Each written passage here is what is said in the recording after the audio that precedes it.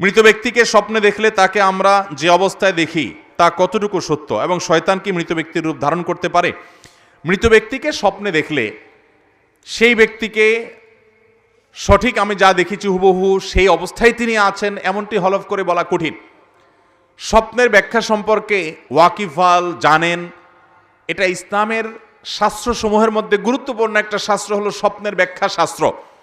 স্বপ্নের ব্যাখ্যা নবী করিম সাল্লাল্লাহু আলাইহি ওয়াসাল্লাম বলেছেন, কিয়ামতের আগে ইমানদারদের সত্য স্বপ্নের পরিমাণ অনেক বেশি হবে, এবং দুনিয়াতে আর নবী রাসূল আসবে না, নবুয়তের ধারা নাই, কিন্তু ইমানদারদের ভালো স্বপ্নগুলো এগুলো নবুয়তের একটা অংশ, এগুলো নবুয়তের একটা, যেই স্বপ্ন আপনার কাছে মনে হবে এটা ব্যাখ্যা সাপেক্ষ এবং এটা অনেক সুসংবাদ বহন করছে, ভালো কিছু ইন্ডিকেট করছে, স্বপ্নের ব্যাখ্যা বোঝা মানুষ এগুলো বলতে পারে। দুঃখজনক, স্বপ্নের ব্যাখ্যার এই শাস্ত্রটি আজ আমাদের সমাজ থেকে হারিয়ে যাচ্ছে। এমনকি আলেমদের মধ্যেও মাসআলা মাসাইল সম্পর্কে আপনি বিশেষজ্ঞ পাবেন, আপনি তাফসির সম্পর্কে বিশেষজ্ঞ পাবেন, হাদিস সম্পর্কে বিশেষজ্ঞ পাবেন। দুঃখজনক যে স্বপ্নের ব্যাখ্যা বুঝেন এরকম পণ্ডিত, এরকম বিশেষজ্ঞ মানুষের সংখ্যা সমাজে অনেক কম।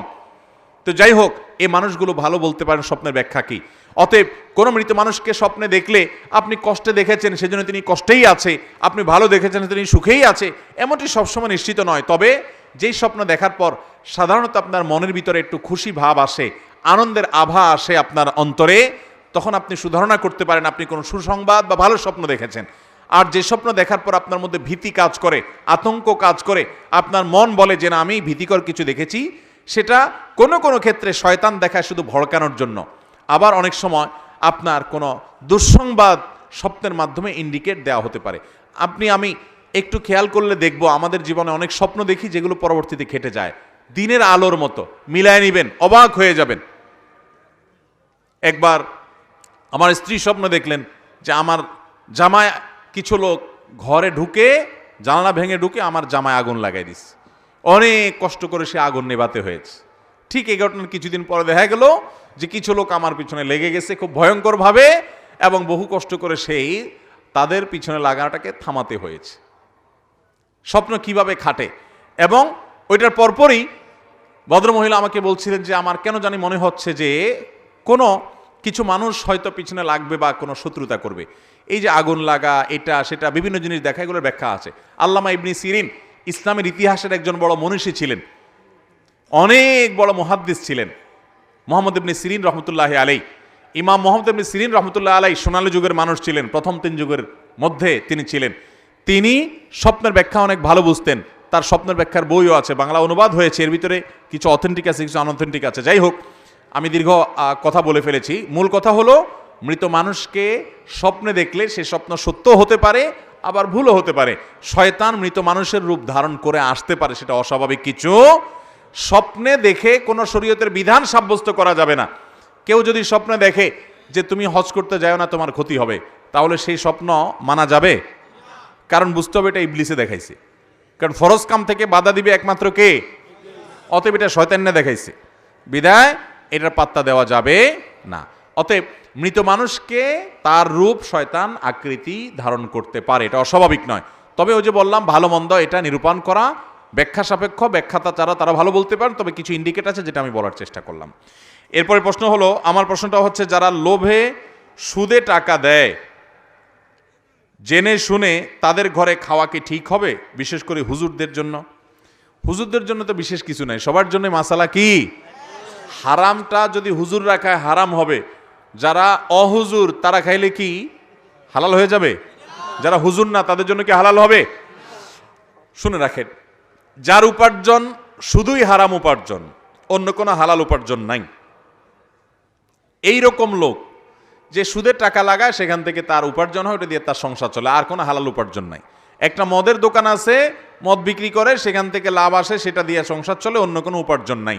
ওই লোক যার অন্য কোনো উপার্জন নাই, যা আছে সবটুকু হারাম, সে যদি আপনাকে হাদিয়া দেয় বা দাওয়াত দেয়, ওইটা খাওয়া আপনার জন্য হালাল না, হারাম। ওইটা আপনার জন্য খাওয়াটা জায়েজ হবে।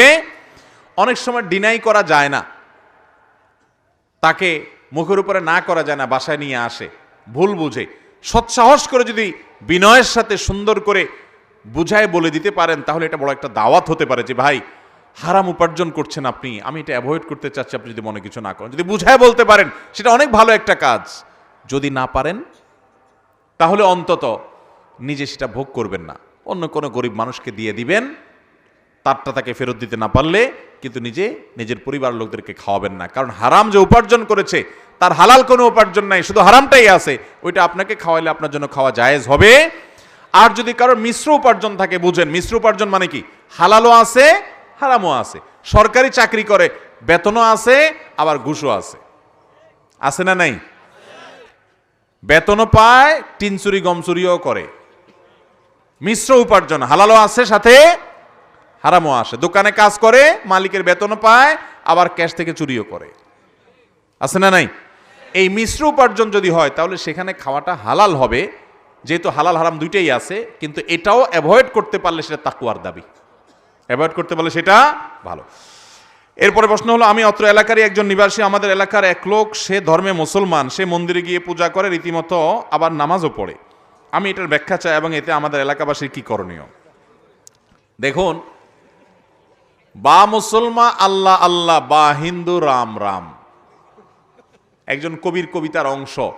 কিছু লোক আছে এই টাইপের, মুসলমানদের সাথে আল্লাহ আল্লাহ করে আর হিন্দুদের সাথে গিয়া রাম রাম করে।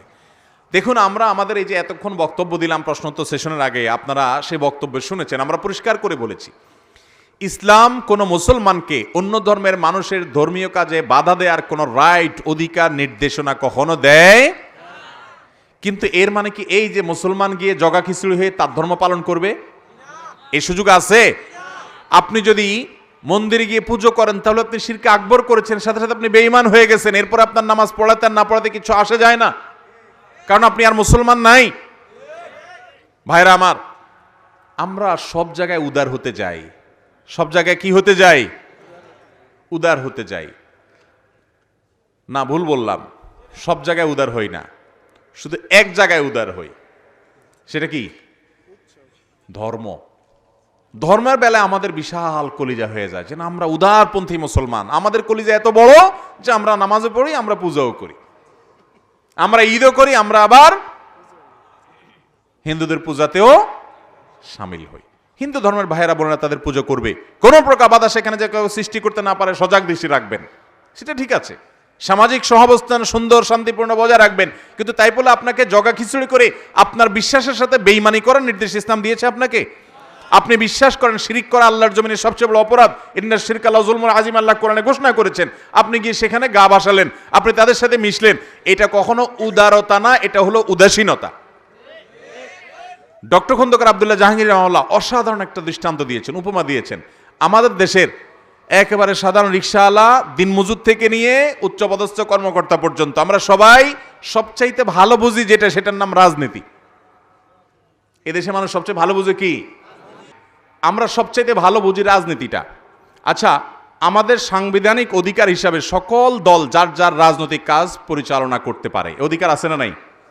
কিন্তু এক দলের লোক অন্য দলের রাজনৈতিক অনুষ্ঠানে যদি যায় হাজির হয়, এটাকে কি উদারতা হিসাবে দেখে না মুনাফিকি হিসাবে দেখে?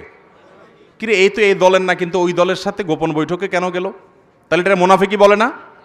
ঠিক একইভাবে একজন মুসলমান, তার ভিতরে ঈমান থাকবে, ঈমানী চেতনার কারণে সে কি করবে?